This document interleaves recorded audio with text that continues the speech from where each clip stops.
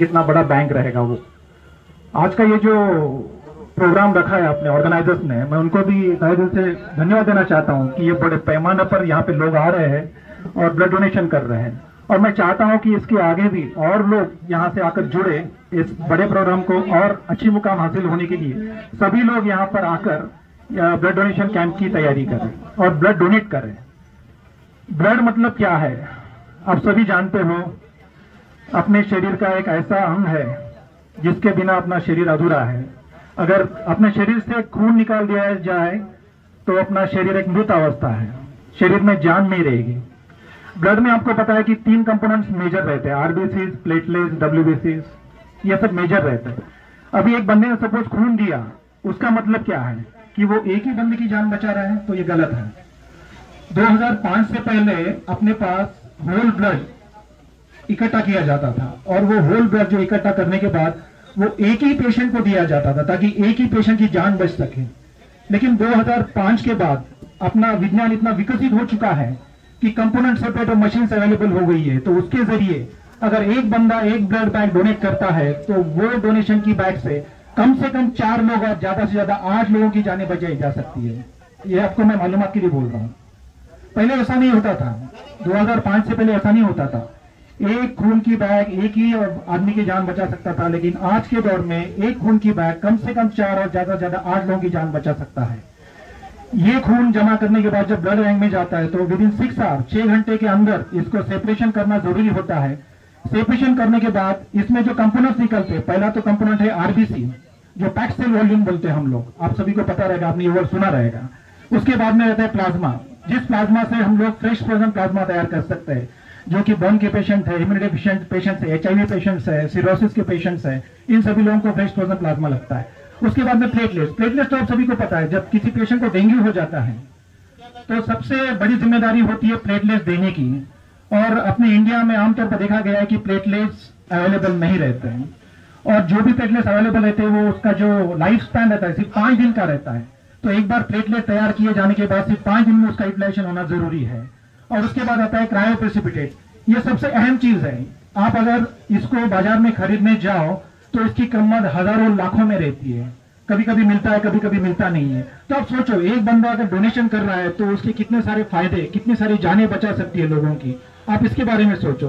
तो मैं आप सभी से गुजारिश करूंगा कि आने वाले वक्त में आप अगर डोनेशन के लिए तैयार हो जाए और आपका कॉन्ट्रीब्यूशन दे दे तो ये सबसे बड़ा मानवता का धर्म होगा, सबसे बड़ी आपकी जीत होगी। ये मैं आपको यहाँ से इस मंच से बताना चाहता हूँ। आप सभी को पता है कि ब्लड ग्रुप कितने हैं? 8 प्रकार के ब्लड ग्रुप है।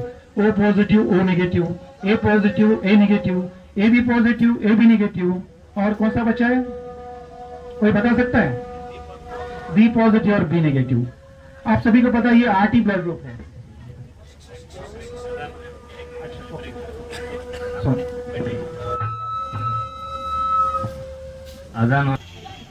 तो आपको सभी को पता है कि 8 तरह के ब्लड ग्रुप होते हैं, A positive, A negative, B positive, B negative, AB positive, AB negative और O पॉजिटिव, O नेगेटिव।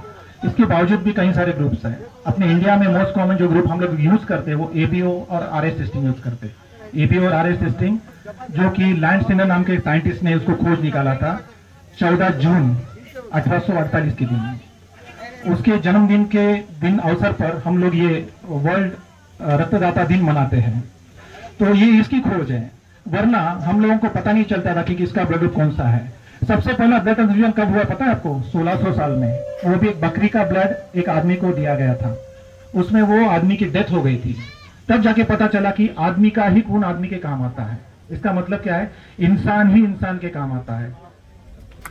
समझ गया? हाँ। तो अभी मैंने आपको 8 प्रकार के ब्लड ग्रुप बताए, उसके ऊपर और ब्लड ग्रुप है। आपने किसी कभी सुना है बॉम्बे ब्लड ग्रुप क्या होता है? बॉम्बे ब्लड ग्रुप ये एक ऐसा ब्लड ग्रुप है जो रेयर है। पूरे वर्ल्ड में 1000 के नीचे तादाद ऐसी मिलेगी आपको जिनका blood group Bombay blood group है। ये ब्लड ग्रुप 1952 में KM हॉस्पिटल के डॉक्टर भिंडे साहब ने इसका संशोधन किया था, तब जाके हमको पता चला। आज हालात ऐसी है, अगर कोई बंदा blood group Bombay positive blood group है, उसको अगर किसी का ब्लड चाहिए तो वो भी बॉम्बे ब्लड ग्रुप वाले का ही ब्लड लगेगा, वरना मर जाएगा। अगर इमरजेंसी आती है उसके लाइफ में कभी और उसको ब्लड चाहिए तो बिना बॉम्बे ब्लड ग्रुप के वो मर जाएगा। तो हम लोग क्या करते हैं, बीइंग अ डॉक्टर, वही आदमी का ब्लड निकाल के रेफ्रिजरेटर में -70 डिग्री में स्टोर करते हैं उसी आदमी का ब्लड निकाल के, जब कभी नौबत आएगी, उसके ऊपर कुछ इमरजेंसी आएगी, तभी जाके उसका ही ब्लड हम लोग उसको चढ़ा सके, चाहे वो 5 साल हो, 10 साल हो, 15 साल हो, वो ब्लड हम लोग रिजर्व करते हैं। समझ गया? मतलब इतना बड़ा महत्व ब्लड ग्रुप का है। कुछ ब्लड ग्रुप ऐसे हैं जो पूरे वर्ल्ड में अगर देखा जाए तो 50 के कम लोगों में पाया जाता है, उसको गोल्डन ब्लड बोलते हैं। ये इंडिया में बहुत अनकॉमन है, लेकिन इंडिया में बॉम्बे ब्लड ग्रुप जो है वो बहुत कॉमन है। तो आपको ये मालूमात होनी चाहिए, इसलिए मैं आपको सभी को बता रहा हूँ और इसका महत्व बता रहा हूँ। एक उदाहरण के तौर पर देता हूं मैं आपको। आप सभी को अपना अपना ब्लड ग्रुप याद रखना चाहिए, मालूमात कर लेनी चाहिए। अपने घर वाले जितने भी मेंबर्स हैं ना, सभी का ब्लड ग्रुप आपको मालूम करना होना चाहिए।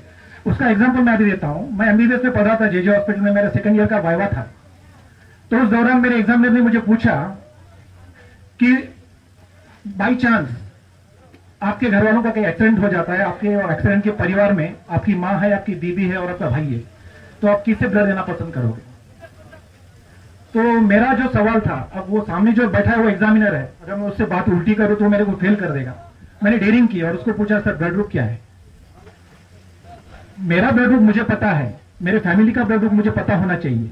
उसके बावजूद मैंने उसको सवाल किया कि सर अगर मेरे मम्मी का ब्लड ग्रुप O पॉजिटिव है, बीबी का ब्लड ग्रुप B पॉजिटिव है, भाई का ब्लड ग्रुप A पॉजिटिव है और मेरा ब्लड ग्रुप O नेगेटिव है, तो मैं सभी को ब्लड दे सकता हूं। समझ गए आप? सभी को ब्लड दे सकता हूं मैं। आप सभी को यह मालूमात है कि O पॉजिटिव यूनिवर्सल डोनर है, यह गलत है। O नेगेटिव बंदा जो है, जिसका ब्लड ग्रुप O नेगेटिव है, वो यूनिवर्सल डोनर है, उसका ब्लड सभी लोगों को चल सकता है। मालूमात के लिए बोल रहा हूं मैं, कुछ गलत फहमियां पाल रखी हम लोगों ने। O positive is not the universal donor, O negative is the universal donor. उसका ब्लड ग्रुप सभी ब्लड ग्रुप को चलता है, डोनर उसका ब्लड ग्रुप सभी ब्लड ग्रुप को चलता है। और दूसरी बात, सबसे बड़ा रिसिपिएंट कौन है, मतलब सभी ब्लड ग्रुप कौन ले सकता है? तो AB पॉजिटिव है। AB पॉजिटिव जिसका ब्लड ग्रुप है, वो बंदा किसी का भी ब्लड ले सकता है। और सबसे दुर्मिल जो ब्लड ग्रुप है वो AB नेगेटिव है। तो मैं ये बोलना चाहता हूं कि अपना जैसे सबका आधार कार्ड होता है ना, सबका आधार कार्ड, वो आधार कार्ड पे कहीं ना कहीं ब्लड ग्रुप आना चाहिए। समझ गया? इतना इंपॉर्टेंट है ये ब्लड अपने लाइफ में। अगर एक ब्लड बैंक 4 लोगों की लाइफ बचा सकती है, तो क्यों नहीं आधार कार्ड पे अपना ब्लड ग्रुप आना चाहिए? इमरजेंसी में कहां ढूंढते फिरेंगे हम लोगों को? अपने पास ना लिस्ट रहती है। डिजिटल एक ये बनाओ ना, डिजिटल बैंक बनाओ। आप अगर ये इतना बड़ा प्रोग्राम ले रहे हो ना, तो सबका डिजिटल बैंक बनाओ, उसमें सबके नाम एनलिस्ट करो, सबके मोबाइल नंबर एनलिस्ट करो, सबका ब्लड ग्रुप एनलिस्ट करो, ताकि इमरजेंसी में ये सभी लोग काम आ सके। तो ये बहुत बड़ी दुआ है अपने लिए, सबके लिए दुआ है। तो बस मैं यही कहना चाहता हूं, अगर आपके कुछ सवाल है, आपके मन में सवाल है, तो मैं उसका आंसर देना चाहूंगा। अगर आपको कुछ मालूमात और होनी चाहिए, आपको लगता है कि मालूमात होनी चाहिए, तो मैं आपको जरूर बताऊंगा।